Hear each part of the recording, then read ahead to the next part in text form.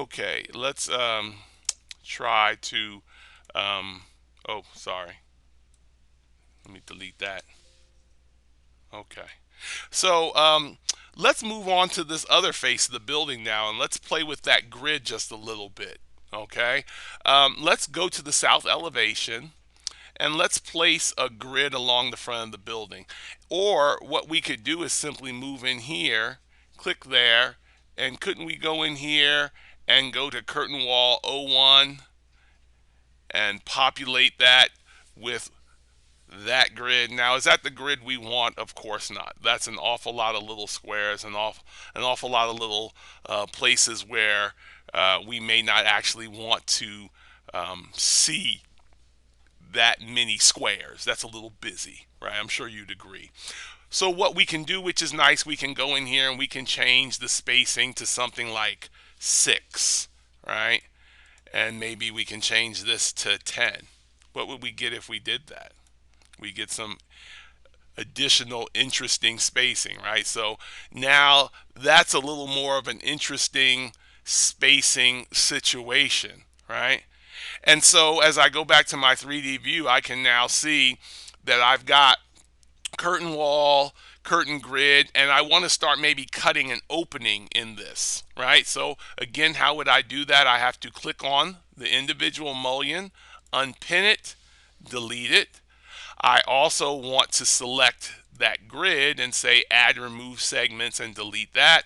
And then maybe in here, now if I hover and I tab, I can click there and I can put a large set of glass doors in there, curtain wall double glass. So now I've got some doors, and I know they're doors because if I go to the ground level, I can see them in there and I can flip it. And now if I go back to my 3D view, it's kind of hard to tell, but those are curtain wall doors.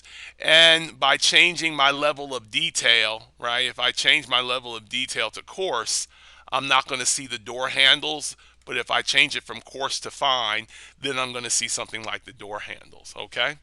So just a way to start adjusting that grid. Let's go to a 3D view and let's look at the other side of our building. Maybe we can get it to be a little interesting. I'm going to go ahead and select all that right now and right click and say hide in view elements. So that's going to go away for me temporarily. So now I'm going to come here to this curtain wall. I'm going to click that and I'm going to say this is going to be a new curtain wall type. So I'm going to edit the type and I'm going to say curtain wall 02 maybe.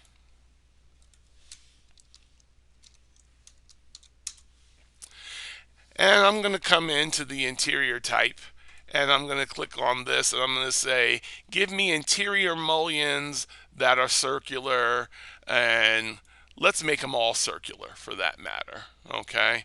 And I'll put a border type on there as well. Those are going to be circular, and then the horizontals, they'll also be circular. So I'm going to make all of these circular.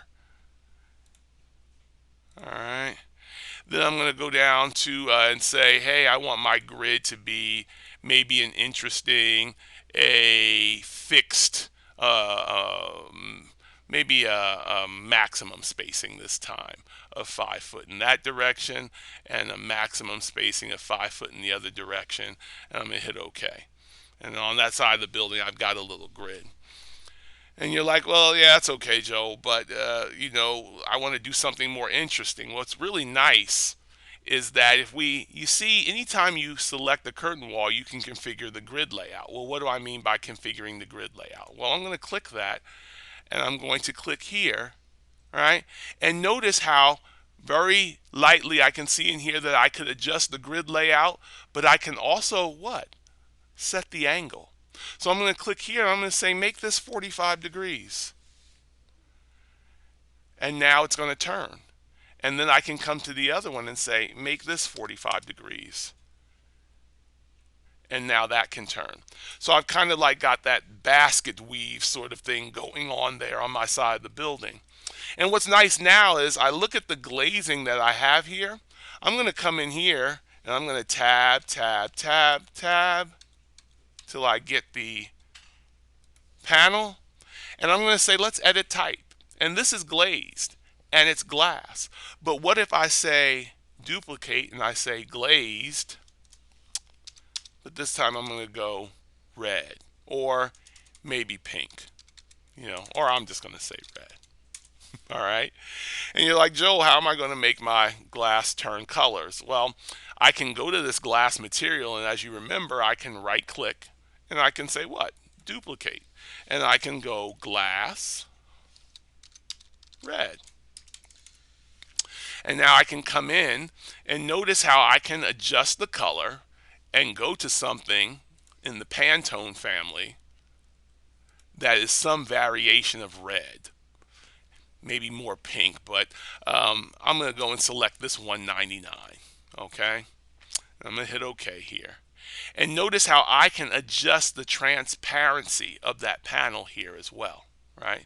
So I'm going to take it down maybe to, take it to 30, okay? Or I can just enter 30 here. Then I have to look in the rendered appearance, what's it going to look like, right? So if I want to change something in the rendered appearance, I have to go in and I have to actually add a what? I have to physically add a graphic that when it renders is going to show me what it's going to look like. Right now, we're not going to change that. We'll get more into that in our next class. But just for the purpose of shading, now I can go in and now I have a piece of red glazing. And what's nice about this is if you look, there's a lot of books, and I'll bring one in for you, designing with color. A lot of architects like to experiment with colored glazing. And this gives you an opportunity to do that. So you can do a red one, right? So I can probably come over here too. And surprise, surprise, if I click there, I can edit that type and I can go duplicate and I can say glazed. This time, maybe I can make it green. All right. Might not be your color of choice, but again, I can go in and I can right click this one and say duplicate and say now instead of red, I'm going to go in here and I'm going to put green. And I'm going to hit apply. But before I do anything else, I'm going to come up here and I'm going to change this to a color green that wouldn't want to make me sick. So maybe my green is going to be this 333. I don't know, that's more of a turquoise. Let's try again. I'll get something that's a little more green in this instance. How about we just pick this 340 right here? Okay. You can pick whichever ones you want. It really doesn't matter. I can hit apply. And now I'm looking at green. And if I go to a right side view, now I can kind of see how that makes a difference.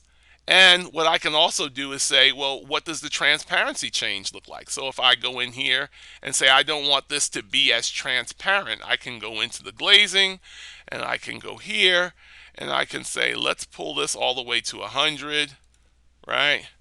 And now I see right through it. So I wouldn't want that, right? I still want to see that color.